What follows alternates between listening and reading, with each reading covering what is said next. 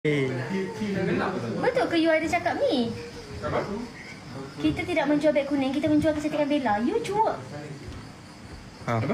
Kita tidak menjual beg kuning, kita menjual kecantikan Bella. You just say that. Oh my god. How is it offensive? Bukan. Bagus ke? Janganlah. You should that you're beautiful. Tengok. Inilah masalah jadi lelaki. Apa-apa cakap mesti salah. Pasal ni nak menjual my face kepada orang. When you put it that way, sekarang kita dengar apa-apa.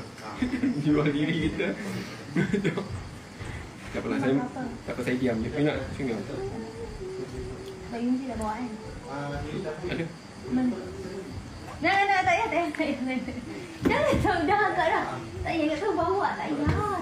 Lah, tak sangat. Tak payah. Nyesal cakap ya Allah. Okay. Kan dia pergi ambil. Tak payah saja, ingat tu dia bawa. Kejap. Betul batch. Betul, Bella baca komen. Betul. Ya, Bella tengah baca ni. Ha, nampak tu.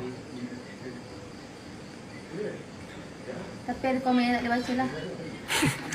Ada komen yang tak boleh baca. Korang Betul, Bella tak boleh baca. Cindy pun tak boleh baca. Apa susah nak sangat ambil? Bukannya 50 kilogram nak angkat.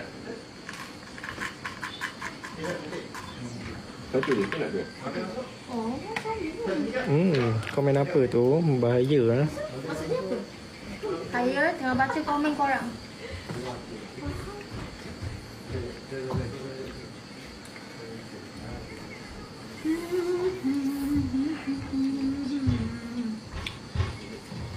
Ada yang komen, saya tak pergi kerja tengok korang. Janganlah macam tu. Ada yang kata tak masak. Ada yang komen. Dah hangus dah.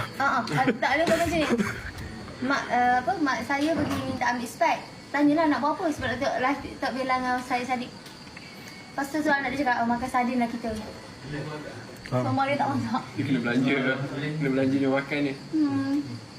Dia apa? Bella pun tak makan lagi. Boleh tengok TikTok tapi jangan tidur lambat, okey? Wow. Saya nak ambil cermin lah letak depan muka Bella bila kasih nasihat tu. Ada cermin tak? Boleh. Lain macam